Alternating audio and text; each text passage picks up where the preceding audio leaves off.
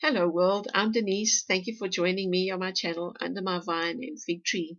Today I want to look at another of Jesus' miracles where he healed a deaf and mute man. And this is in Mark chapter 7 verses 31 to 37. And the story goes as follows. Then Jesus left the vicinity of Tyre and went through Sidon down to the Sea of Galilee and into the region of the Decapolis. There some people brought to him a man who was deaf and could hardly talk, and they begged him to place his hand on the man. After he took him aside, away from the crowd, Jesus put his fingers into the man's ears. Then he spit and touched the man's tongue. He looked up to heaven, and with a deep sigh said to him, Ephata, and it's a strange spelling I'll come back to, which means be opened. At this, the man's ears were opened, his tongue was loosened, and he began to speak plainly. Jesus commanded them not to tell anyone, but the more he did so, the more they kept talking about it. People were overwhelmed with amazement. He has done everything well, they said. He even makes the deaf hear and the mute speak.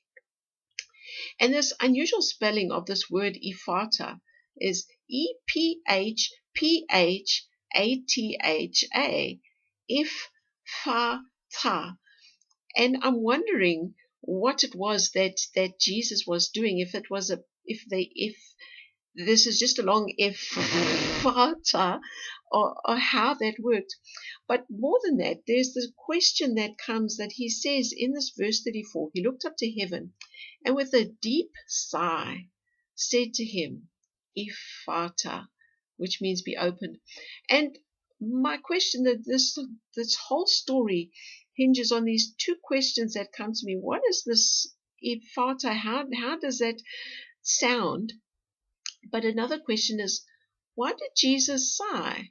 What does that sigh about? The mom in me wants to know, why did you sigh, Jesus? What was going through your mind? Because we ladies especially know that when somebody sighs, it's invariably a case of there's a whole lot to say that's actually kind of pointless, and you just and carry on, because what's the point of saying all of that that's in your mind to say? And I'm wondering if that's really a relevant detail there, or if Jesus knew something about the man that was he going to do something with his gift, that Jesus knew more about than anybody else, because he would know that. What was the reason? It's perhaps a silly thing to ask a question of, but it's one of those things, people say, what would you ask Jesus when you got to heaven? I'd want to know, why did you sigh? Such a random question, I suppose. But yeah, there must have been some reason. There's the fact that it's written in history from 2,000 years ago is what makes this such a living word and piques my curiosity. Any thoughts?